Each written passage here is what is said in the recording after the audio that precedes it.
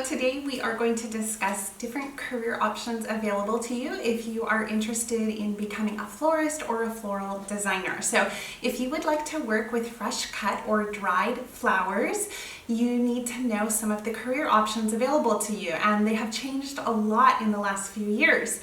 So in this video, we are going to go over the details of some different business models and employment options if you would like to make working with flowers your career.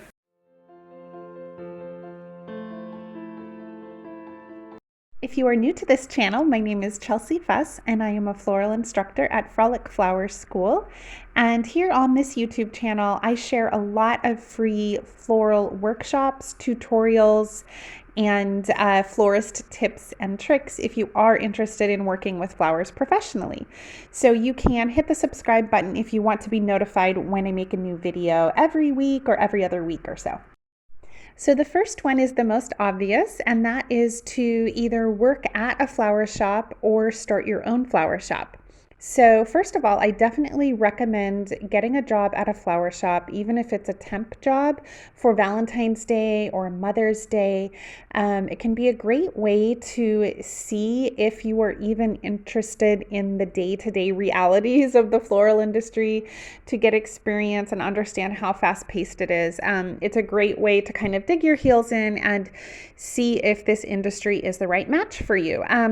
Now, owning a flower shop, that's something a little bit different.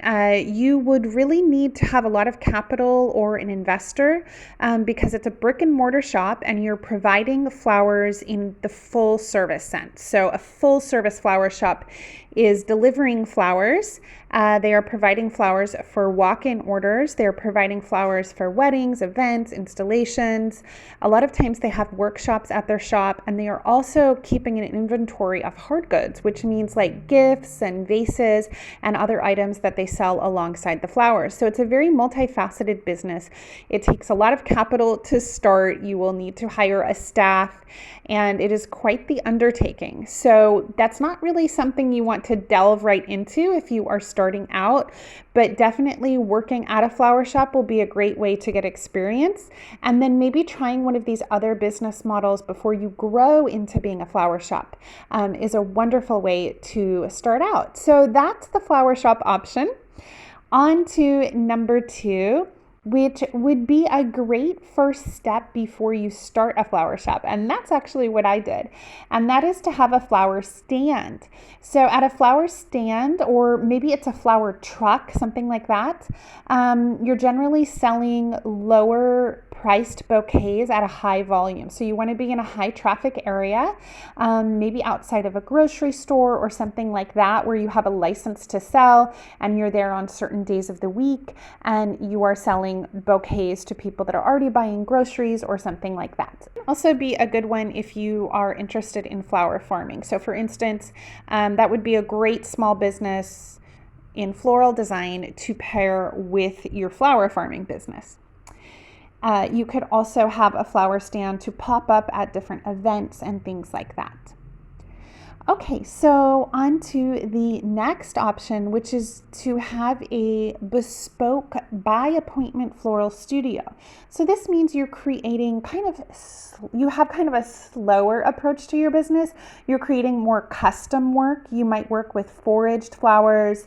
You may be just focusing on weddings and events and then maybe deliveries. But in this business model, typically you're going to have minimums for your deliveries. You're not going to be running around doing deliveries all the time.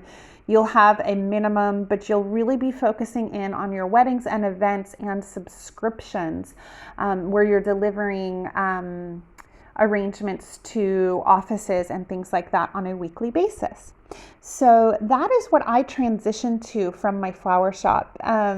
After putting a lot of money into my flower shop and realizing that wasn't really the pace I wanted to go, I started a by appointment studio, and it really suited my personality, and that's really how I've worked ever since. I really like to work on my own, and I like to work on custom projects and spend a lot of time with the client and just focus in on a few different floral products that I'm offering. And just from a business standpoint, it's a very profitable way to run a business, and it's a lot more low overhead, especially if you can work from home. Have you worked in flowers yet? I would love to know. Have you ever worked at a flower shop? What did you think?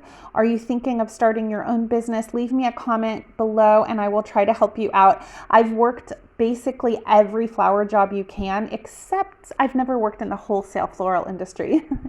But I have worked basically every sort of flower job.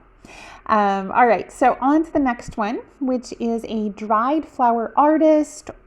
You could also put floral stylist in this category. A floral stylist, I might need to make a whole other video on that. That really incorporates a lot of different angles, and there's a lot of different ways you can do that. So for this video, I'm just going to focus on the dried flower artist, which is a wonderful business approach because you can create dried wreaths and garlands and bouquets, and you don't have to deal with that perishable aspect of flowers, which is one of the most challenging aspects of working in the floral industry. So dried flowers are great because you could also have an online component where you are mailing the flowers without the stress of shipping fresh and all of that. So dried flowers are increasingly popular again, and it's a wonderful art and craft. So you could sell dried wreaths through an online shop.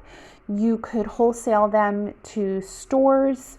You could work in dried floral installations for shop windows and galleries and that sort of thing. Okay. The fifth option is to be a floral instructor, and that is something that you really want to do after you have at least a few years of experience. And it's also something you can do in combination with any of these other business models. So offering workshops just to people who are interested in having a flower experience is a great element to add to your floral business. There's a lot of people who just want to take a flower class, maybe for their corporate team or for a birthday party or a hen party or bachelorette party, depending on what you call it, to do flower crowns and that sort of thing. So that can be a really wonderful job, and people are looking to have more and more floral experiences and looking to kind of get away from the screen. So that's something that you could offer people. So those are 5 jobs. There are actually quite a few more. I don't have time to get into all of them in this video, but I may make another video about floral styling. That can be really interesting. I've also worked as a floral stylist. So, okay, but those are the 5 for now: flower shop owner, flower stand owner, bespoke studio floral designer, dried flower artist, and floral instructor. So if you have any questions, please leave me a comment below.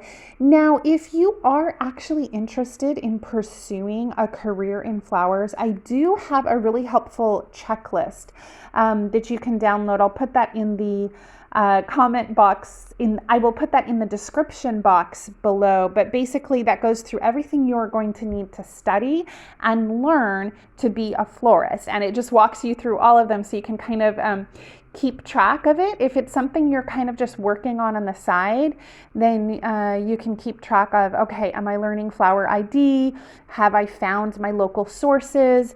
And it can walk you through all of those steps. It's just kind of nice to have a little system and to be able to keep track of everything, especially if you have another job and you're pursuing this on the side. So I will put that in the description box below. And yeah, reach out to me if you have any questions about being a florist, and I will see you in the next video. Thanks for watching.